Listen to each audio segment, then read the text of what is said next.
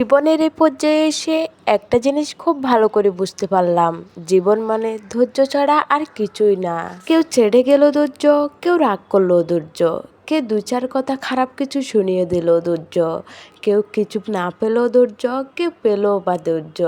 আসলে জীবনের সব ক্ষেত্রে ধৈর্য ধারণটা সবচাইতে বেশি জরুরি। তার উপর আমি তো মেয়েদের তো ধৈর্য আরও বেশি, কারণ মেয়েদের সারা জীবন ধৈর্য ধরতে ধরতে কাটিয়ে ফেলতে হয়। আপনি যত ধৈর্য ধরবেন জীবন নাকি ততই সুন্দর। আসলে জীবনের মানেটাই অদ্ভুত, জীবনের মানেটা বোঝা বড় দায়। হাই এভরিওয়ান, সবাই কেমন আছেন? আশা করি সবাই ভালো আছেন। আমার নতুন আরেকটি ভিডিও দেখার জন্য সবাইকে স্বাগত। সকালবেলা উঠে দেখলাম আকাশটা একদমই মেঘলা, তাই ছাদে চলে গেলাম একটু ছাদে হাঁটাহাঁটি করার জন্য। আর সকালবেলা ঠান্ডা এই বাতাসে ছাদে হাঁটাহাঁটি করতে ভীষণ ভালো লাগে। প্রতিদিন দেখতেছি প্রায় মেঘলা মেঘলা থাকে, কিন্তু আমাদের এদিকে একদমই বৃষ্টি হয় না। ভাবছিলাম যে বৃষ্টি হবেও, কিন্তু ছাদ থেকে নামার পর একটু পরে রোদ উঠে গেছে। একটু মেঘলা করলে আমার ছেলে তো বলতে থাকে, মামা বৃষ্টি আসবে, আমি আর তুমি বৃষ্টিতে ভিজবো ছাদে। কিন্তু আমাদের মা ছেলের কথা শুনে বৃষ্টি মনে হয় একদমই পালিয়ে যায়। কিছু কিছু জায়গায় বৃষ্টি হলো, আমাদের এদিকে কিন্তু এখনো বৃষ্টি হয়নি। বছরের প্রথম বৃষ্টিটা এখনো দেখিনি। যাই হোক, নিচে নেমে এখানে আমি সকালে নাস্তাটাও বানিয়ে নিলাম। রুটি করে নিয়েছি, তার সাথে একটা সবজি করে নিয়েছি। একটা পেজ খুলে তো ভীষণ বিপদে পড়ে গেছি। চোখের সামনে শুধু খাবারের ভিডিওগুলো আছে, খাবারের ছবি আর খাবারের ভিডিও দেখলে শুধু খেতে ইচ্ছে করে।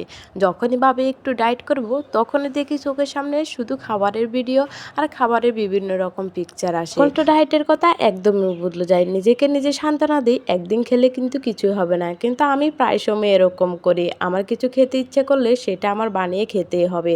চোখের সামনে কিছু একটা দেখলে সেটা তো আমার খেতে হবে, যদি সেটা ভালো লাগে। রাতের বেলা যখন শুয়ে শুয়ে ফেসবুক চালাচ্ছিলাম, তখন সামনে শুধু বিরিয়ানির ভিডিওগুলো আসছিল। তখনই ভেবে নিয়েছি কালকে দুপুরবেলা আমি বিরিয়ানি রান্না করব। যে বাবা সেই কাজ শুরু হয়ে গেল, দুপুরবেলা বিরিয়ানি রান্না শুরু করে দিয়েছি।